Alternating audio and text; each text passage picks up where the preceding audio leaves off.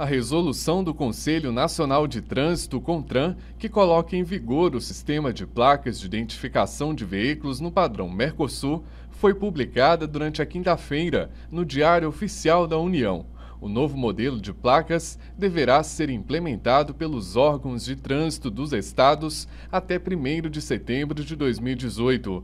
Daqui a 6 meses, quando as placas dianteira e traseira do modelo Mercosul começam a valer, primeiro, a medida será adotada para os veículos 0 km em processo de transferências ou quando houver a necessidade de substituição das placas. Conforme a resolução, a implantação completa das placas no padrão Mercosul em toda a frota brasileira deverá ser realizada até 31 de dezembro de 2023 pelos órgãos de trânsito.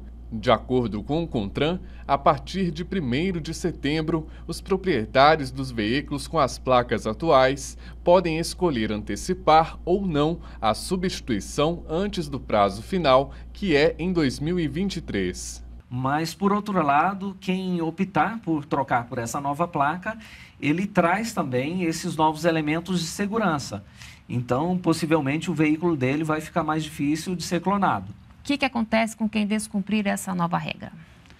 Bom, ele vai incorrer, no caso dos veículos novos, não haverá essa possibilidade, né? Porque as placas já serão todas nesse padrão. Agora, se ele fizer uma mudança de categoria, ele obrigatoriamente vai ter que passar pelo Detran. Passando pelo Detran, ele vai ter que fazer uma nova vistoria e ele não vai conseguir realizar ou uma troca de categoria ou a troca de município se ele não trocar também a placa. O valor a ser cobrado pelas placas ainda não está definido.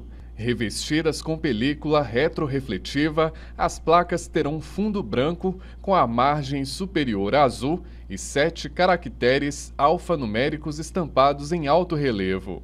Bom, algumas mudanças são significativas, né?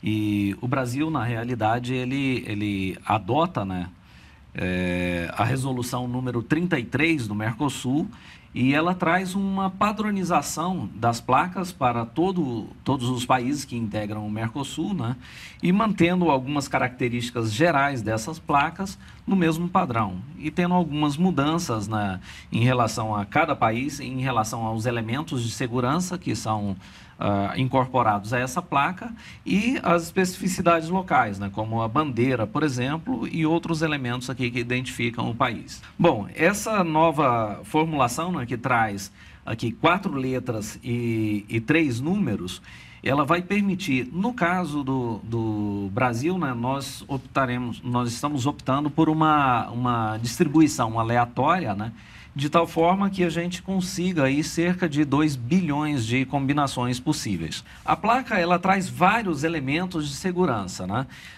No caso da unificação das placas no país, em todos os países, elas trarão, além dessa tarja azul, que vem o nome do país, né? Aqui vem a bandeira do Mercosul e a bandeira do país que representa a placa. Logo abaixo, no caso do Brasil, nós temos aqui a bandeira do estado, da unidade da federação, e abaixo o brasão do município com a identificação do município. Outros elementos de segurança foram incorporados, né? Alguns elementos são aqui, por exemplo, essas ondas sinusoidais aqui, que elas são visíveis apenas conforme a movimentação, né, da placa. Há uma outra imagem do brasão do Mercosul também com um fundo holográfico que ela, conforme a variação, também melhora a visibilidade. Aqui na tarja lateral há um outro elemento de segurança aqui também, que é também uma faixa holográfica. Os reboques, semi-reboques, motocicletas, triciclos, motonetas, cicloelétricos, quadriciclos, ciclomotores e tratores e guindastes serão identificados apenas por uma placa na parte traseira que segue o mesmo padrão. A diferença está no posicionamento dos caracteres. Além disso, as placas terão códigos de barras bidimensionais dinâmicos, contendo números de série e acesso às informações do banco de dados do fabricante.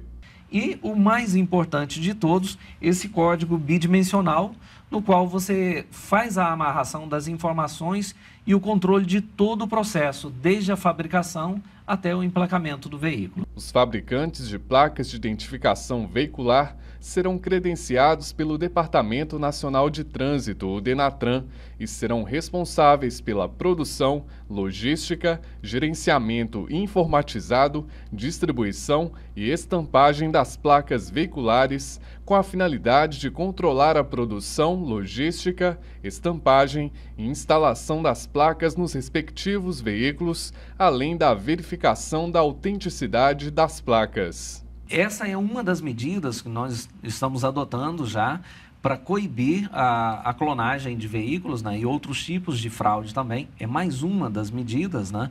E o grande segredo é justamente o controle desse processo. Os fabricantes da placa primária, né, da chapa primária, eles serão todos credenciados pelo DENATRAN e eles terão acesso à nossa base Renavan. E os estampadores que estão na ponta, quem faz efetivamente o emplacamento junto aos DETRANs, serão credenciados pelos próprios DETRANs. Só que eles acessarão o sistema fazendo um vínculo daquele veículo com aquela placa que tem um número de série, e essa informação vem criptografada aqui nesse código, né? Nesse código bidimensional que é impresso na própria placa. O credenciamento dos fabricantes terá validade de 4 anos, podendo ser revogado a qualquer tempo se não mantidos no todo ou em parte os requisitos exigidos para o credenciamento.